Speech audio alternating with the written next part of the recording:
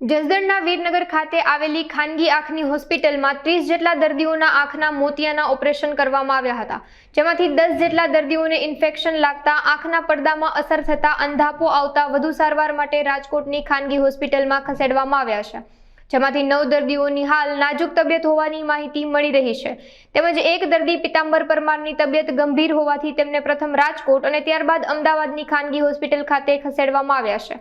હાલ ઓપરેશન વિભાગને ગાંધીનગરથી આવેલી આરોગ્યની ટીમે સીલ કરેલ છે અને સરકારમાંથી મંજૂરી મળ્યા બાદ ઓપરેશન વિભાગ શરૂ કરવામાં આવશે। મારું નામ છે ડૉક્ટર CL વર્મા। એમાં બનાવ એવું બન્યું છે કે તારીખ 23 સપ્ટેમ્બરે અમે 32 ઓપરેશન કર્યા, એમાં 9 કે 10 દર્દીઓને ચેપ લાગી છે, ઇન્ફેક્શન થયું છે, તો આંખમાં પીળા થાય છે, આંખ લાલ થાય છે અને દેખાતું સાવ ઝાંખું થઈ ગયા છે।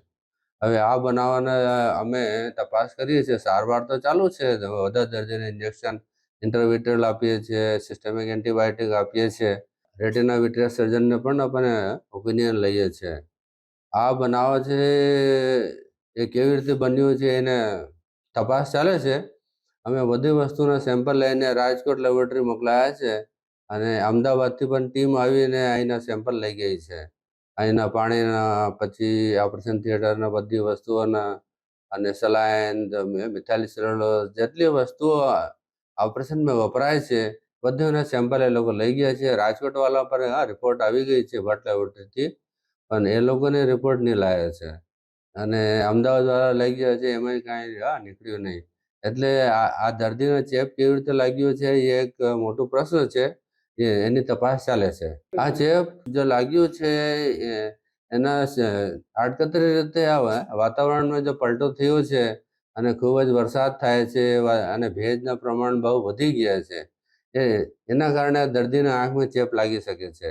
કેમ કે તે દિવસે 32 દર્દીના ઓપરેશન થયું, એમાં ખાલી 9 કે 10 દર્દીના થાય છે। જો ઓપરેશન થિયેટરનો વાંક હોય તો બધા 32 ની આંખ ખરાબ થઈ જાય।